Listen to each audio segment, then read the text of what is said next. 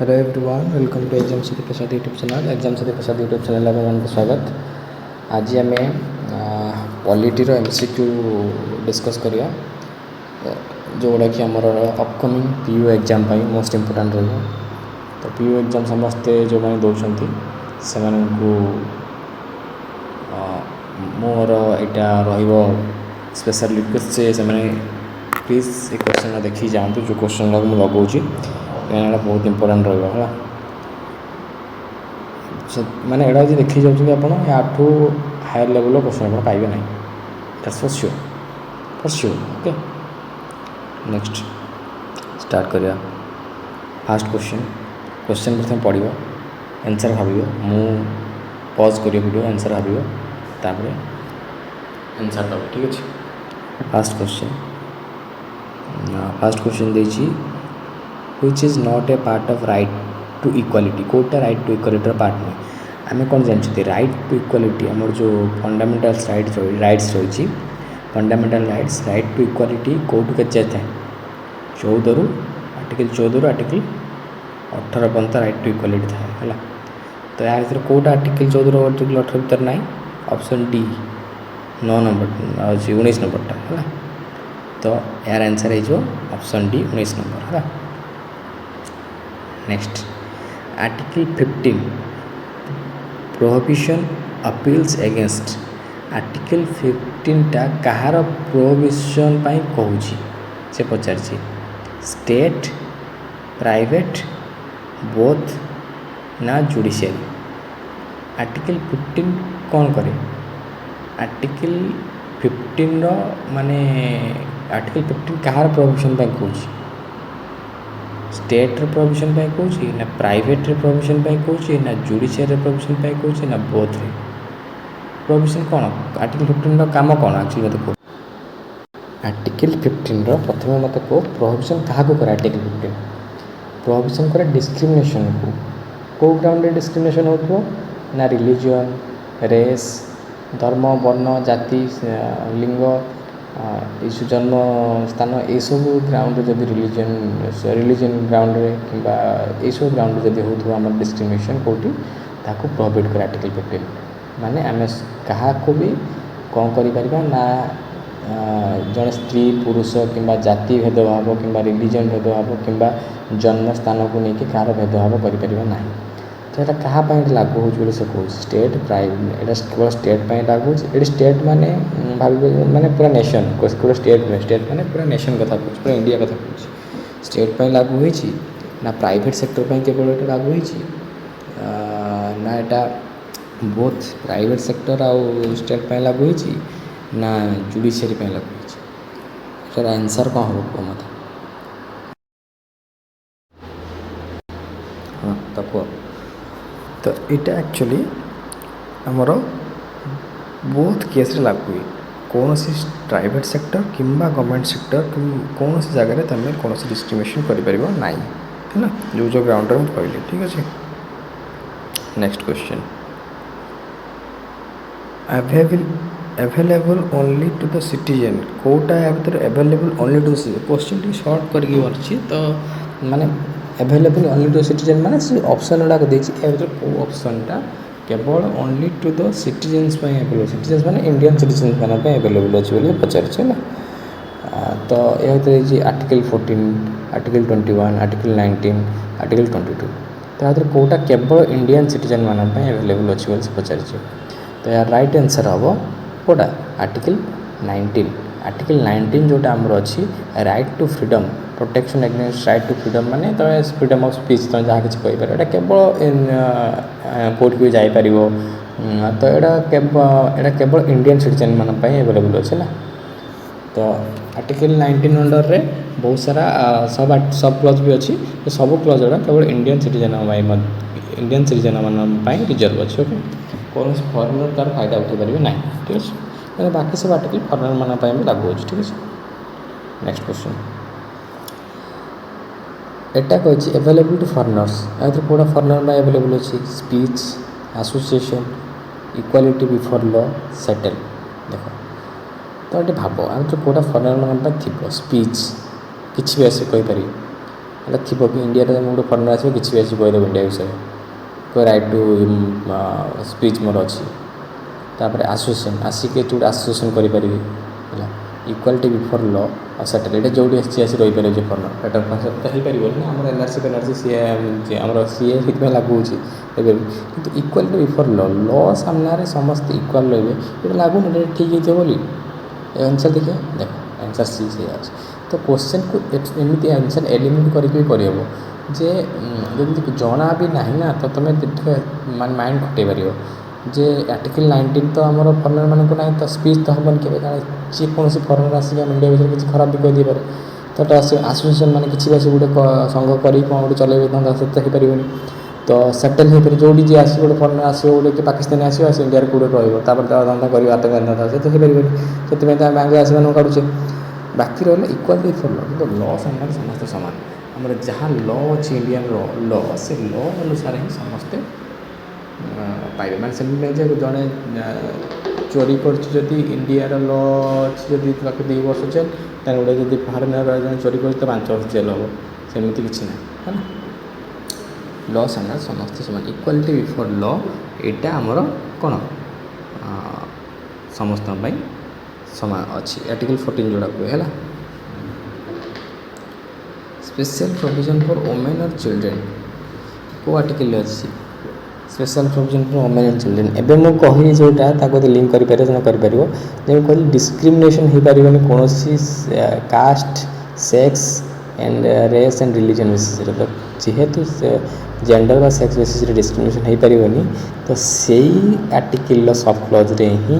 अच्छी आमर special provision for women and children को आर्टिकल यहाँ है आर्टिकल 15 रे अच्छी आमर special provision for women and children है ना option A is your right answer reservation in post reservation कौटी अच्छी रिजर्वेशन कौटी अच्छी देख राइट टू इक्वालिटी रे गोटे equal opportunity of matters of public employment गोटे अच्छी है यहाँ अच्छे आर्टिकल 16 रे से तुम जदि देख ताहले से कौन करछि ना आमर कौन करछि ना समस्त तो इक्वाल दिखाई किंतु किसी लोक जो बैकवर्ड रही जाती आमर सोसाइटी से किसी रिजर्वेशन दिखाई तो से रिजर्वेशन आर्टिकल 16 रे ही अच्छी है option B article 16 sub clause for a reservation अर्थात लिखाई ठीक है प्रिवेंटिव डिटेंशन देखो ये गोटे बढ़िया क्वेश्चन प्रिवेंटिव डिटेंशन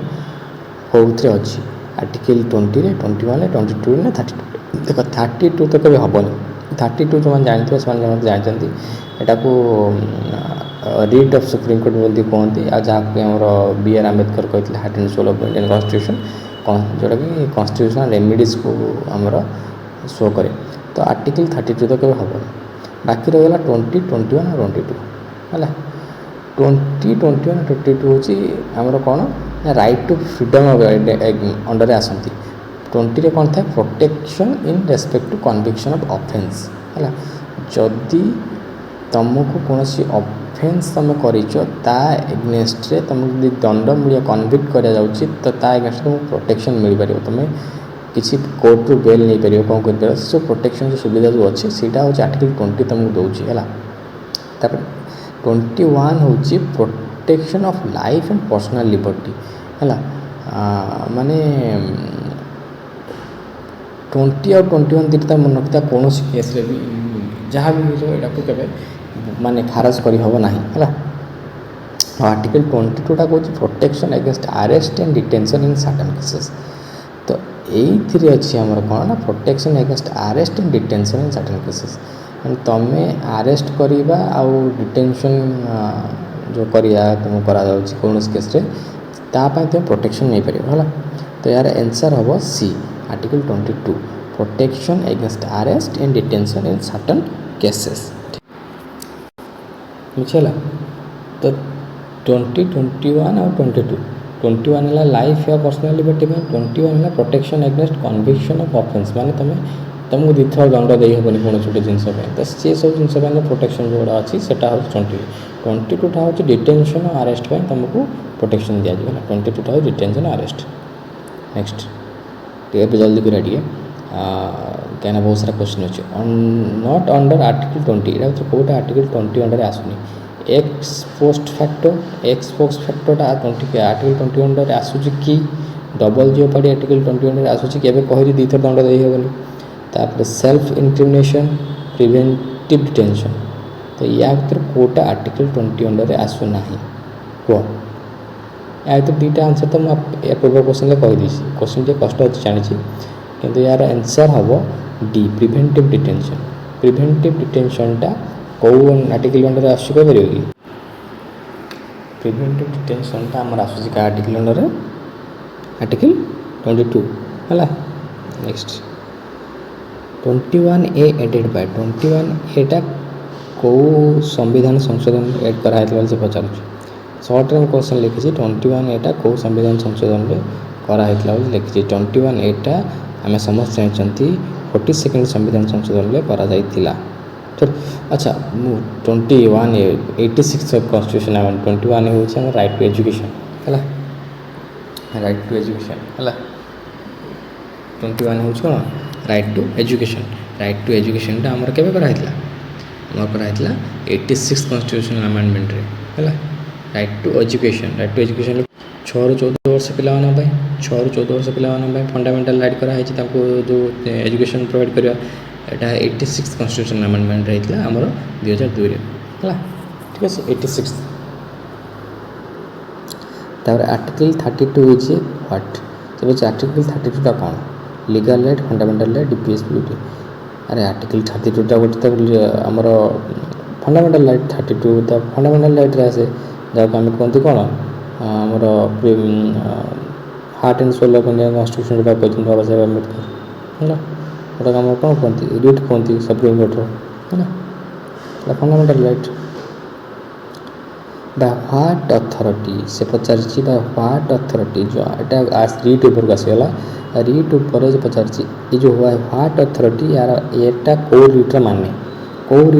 हूँ तो by what authority मांडामस habeas corpus को वारंट प्रोहिबिशन है या भर कौ रिट्र माने हूँ बाय व्हाट अथॉरिटी कह हेबस कर्पस मान if you have a body ताने जानते है को वारंट प्रोहिबिशन मांडामस ये 3टा भर कौटा ऑप्शन हम कह यार ऑप्शन हूँ को वारंट किए क्या मन रखी था को वारंट माने এটা actually legality of the claim which a party आसोस टू पब्लिक ऑफिस माने कौन हुए ना को वारंट कोर्ट इनक्वायर करे गोटे पब्लिक ऑफिस जब जन क्लेम कर पब्लिक ऑफिस एगेन्स्ट तार लीगैलिटी उपर कोर्ट इनक्वायरी करे को वारंट है सेटा गोटे अथॉरिटी ताकू प्रूव करिया है। Next stops lower court exceeding jurisdiction यहाँ भी गोटे आमर कौन आमर रिट तो कौ रिट एटा डीड देजी एससी एटा तो छोटे हेबस कर्पस माने हेबस कर्पस तो नुह मना कली मांडामस तो नुह मांडामस मीन्स कमांड दि जाए है लीगल ड्यूटी करने तापर प्रोहिबिशन ना कोर्शियरी ये दुटा होती मतलब कह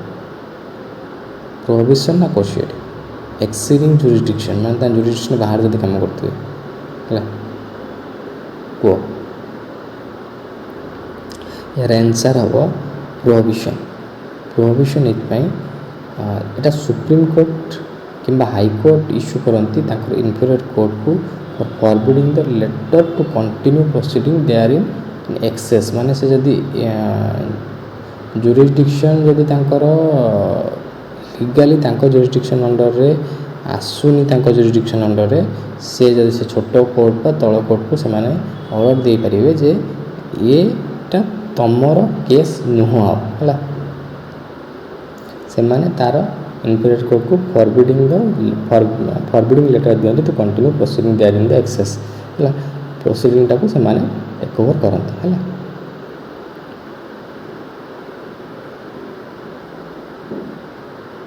heart and soul of the Indian constitution heart and soul of the Indian constitution कोटा heart and soul of the Indian constitution article 32 तो किसी पचार बुझे ना है चाइल्ड लेबर प्रोविजन कोटा आर्टिकल 23-24 दुटा मन रखिए आमर कौन हूँ चाइल्ड लेबर आउ कौन राइट एगेंस्ट एक्सप्लोटेशन ला 23-24 आर्टिकल 23टा हूँ कौन ह्यूमन ट्राफिकिंग आर्टिकल 24टा हूँ चाइल्ड लेबर है चाइल्ड लेबर 14 इयर्स एज है article 24 next no restriction not a restriction ground कोटा गोटे रेस्ट्रिक्शन ग्राउंड नुहे public order friendly relation property sovereignty यहाँ भर कोटा रेस्ट्रिक्ट करहब ना फ्रेंडली रिलेशन को रेस्ट्रिक्ट कर कि प्रॉपर्टी को रेस्ट्रिक्ट कर कि सोभर्निटी रेस्ट्रिक्ट कर कि पब्लिक अर्डर को रेस्ट्रिक्ट कर कि यार ऑप्शन हो सी प्रॉपर्टी है ऑप्शन हो सी प्रॉपर्टी है या तो सोभर्निटी फ्रेंडली रिलेशन पब्लिक अर्डर एड़ा को रेस्ट्रिक्शन ग्राउंड अंडर आसे ना है नेक्स्ट आर्टिकल 33 एम्पर्स आर्टिकल 33 कौन कौच क्या एम्पावरमेंट कौच आर्टिकल 33 रे कौन था एक्चुअली कौन था आर्टिकल 33 रे कौन था आम समस्त जानते आर्टिकल 33टा पार्लियामेंट पाखु पावर दिखाई to modify the application of the fundamental rights parliament members माने जदि चाहिए ताहले मॉडिफाई करें माने फंडामेंटल राइट को है कौन पर मॉडिफाई करें माने कहाँ मॉडिफाई करें एक्चुअली मेन कथा से एटा एक्चुअली आर्म फोर्सेस कि पुलिस फोर्सेस कि इंटेलिजेंस ऑर्गेनाइजेशन जो कहते मॉडिफाई कर डिस्चार्ज देयर ड्यूटीज है ड्यूटीज को डिस्चार्ज करने तो यहाँ क्या दूसरी पावर ना पार्लियामेंट को दूसरी है ऑप्शन पार्लियामेंट कर या दूसरी कौटा कैन नॉट बी सस्पेंडेड या आंसर आगे कहीदे आर्टिकल 20 और 21 कौन क्षेत्र में सस्पेंड करहब ना है life to right to liberty and personal life आमर protection against convention of offence यहाँ को तुम कौन क्षेत्र में भी इमरजेंसी लगे तुम बंद कर ना है नेक्स्ट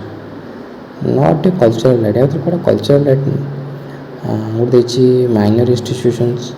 लैंग्वेज कॉन्साइंस एडमिशंस या तो कौटा कल्चरल राइट नुह कौटा कॉन्साइंस यहाँ कल्चरल राइट नुह कल्चरल राइट कौन आसे कल्चरल राइट आसे कौन कल्चरल राइट तो ये आसे ना जे आम कौन कर ना आम प्रोटेक्शन कर इंटरेस्ट ऑफ माइनॉरिटीज को तापर आम एस्टाब्लिश कर आम एजुकेशनल इंस्टीट्यूशन माइनॉरिटी मानी तो सहीटा ही देती माइनॉरिटी इंस्टीट्यूशन ऑप्शन ए देती कल्चरल राइट आसो लैंग्वेज माइनॉरिटी लैंग्वेज भी आम प्रोटेक्शन कर आमर से आसो तापर एडमिशन तुम एडमिशन माने कौन गोटे माइनॉरिटी क्लास रे कि माइनॉरिटी इंस्टीट्यूशन कि कौन माइनॉरिटी कौन गोटे संस्था तुम निजक इनवल्व कर तुम इच्छा अंतर अच्छी बट कनसाइंस कनसाइंस गोटे कल्चरल राइट उपर आसे ना ठीक अच्छे तो कनसाइंस आसे यार उत्तर हम ऑप्शन सी है बाकी दुटा आम जो माइनॉरिटी इंस्टीट्यूशन को प्रोटेक्ट करवा लैंग्वेज प्रोटेक्ट करवा जहाँ भी इंटरेस्ट रहा माइनॉरिटीज मानकर कल्चरल इंटरेस्ट से प्रोटेक्शन करवा से आसूसी cultural rights under parliament laws for FR parliament laws for FR माने कौन एफआर माने कौन अरे एफआर माने कौन फंडामेंटल राइट बा फंडामेंटल राइट तो क्वेश्चन चली कौन पार्लियामेंट लॉज फॉर एफआर यहाँ कही कौ कन्स्टिट्यूशन लिखाई है पार्लियामेंट लॉ बनइब फंडामेंटल राइट पे पार्लियामेंट जब रेस्ट्रिक्शन कर तो पार्लियामेंट कर फंडामेंटल राइट रे जहाँ रेस्ट्रिक्शन जो भी इमरजेंसी लगे जहाँ कर पार्लियामेंट कर कौ आर्टिकल लिखाई है आर्टिकल 35 एक्चुअली लिखाई आर्टिकल 35 34 लिखाई मार्शल लॉ लगे 35 लिखाई से किए डिसाइड करना पार्लियामेंट डिसाइड कर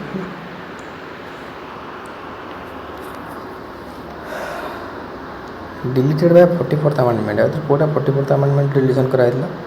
देखिए 31टा ही डिलीट कराई कौटा ना 31टा जोड़ा आमर थिला कौन आमर राइट टू प्रॉपर्टी ओके सरला तो आज जी क्वेश्चन था बहुत गुड क्वेश्चन होगा क्वेश्चन टी टफ था क्वेश्चन माने मुझे जल्दी प्रिपेयर करके आसती क्वेश्चन बनईकि जल्दी नहीं आसती टफ था कि क्वेश्चन भल था आठू अधिक क्वेश्चन आसोनी जब फंडामेंटल राइट्स रीड्स क्वेश्चन आसी Athu tough question PU exam तो आटलिस्ट पड़ो ना है पीयू एग्जाम तो आटलिस्ट पड़ो ना जो पीयू एग्जाम प्रिपेरेसन कर पीयू एग्जाम पड़ो ना कारण ये भल क्वेश्चन भल लेवल क्वेश्चन ठीक अच्छे तो ऑल द बेस्ट समस्त को पीयू एग्जाम प्रैक्टिस कर समस्ते पूरा जोरसोर प्रैक्टिस कर पीयू एग्जाम वैकेंसी आसो जमी समस्ते तुम 100% एफर्ट दे पार्थुब ठीक अच्छे तो एबेठू निजक हसी मारिक चिकन कर रख all the best thank you Radhe Radhe.